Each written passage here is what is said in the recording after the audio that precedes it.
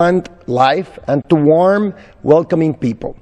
For decades, the two islands were used as military training ranges.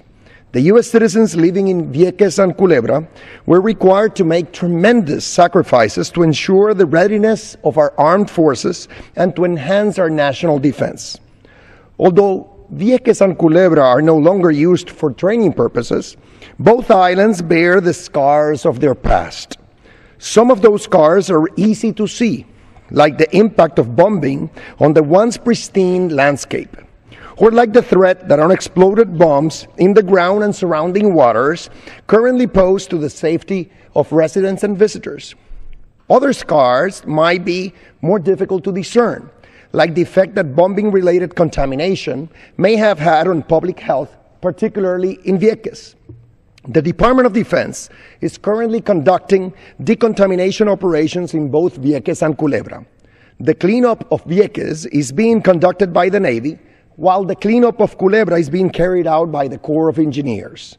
Several days ago, I wrote a letter to the Secretary of Defense about DOD's responsibilities with respect to Vieques and Culebra. The letter, which was signed by 16 of my colleagues in the House and Senate, makes three specific requests. First, although many years have passed since the military stopped conducting training exercises on Culebra and Vieques, there are still meaningful gaps in information about the types and amounts of ammunition used on both islands. My constituents have a compelling interest in knowing which types of weapons were used, where they were used, and in what volume they were used. Congress agrees. As a result of bicameral efforts, the report accompanying the 2014 National Defense Authorization Act encourages DOD to make public all of its historical documents related to its training activities on both islands.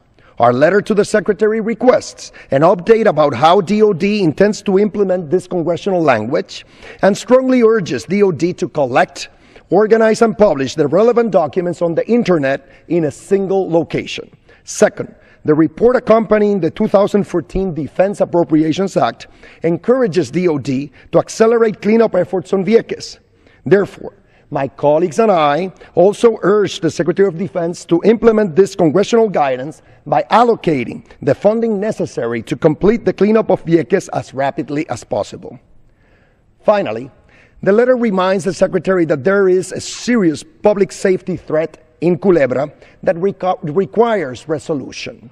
As a result of a rigid legal interpretation, DOD refuses to fund the cleanup of a 400-acre parcel that formerly served as the bombardment zone and which now has popular beaches, pedestrian walkways, and campgrounds.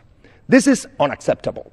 Since 1995, there have been over 70 incidents in which members of the public have encountered unexploded bombs in this part of Culebra that could have caused them grave harm. Last March, a young girl visiting Culebra Beach suffered burns after she picked up an artillery shell containing white phosphorus. And earlier this year, local authorities had to close the same Culebra Beach when a 100-pound unexploded bomb was discovered underwater close to shore.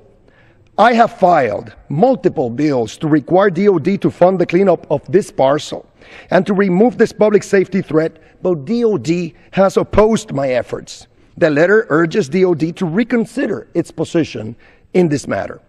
The use of Vieques and Culebra as training ranges may have ceased, but the legacy of such use must be addressed by DOD. Working with my colleagues, I will continue to do everything within my power to ensure that DOD fulfills its legal and moral responsibilities. Thank you, Mr. Speaker. I yield back the balance of my time. The gentleman yields back.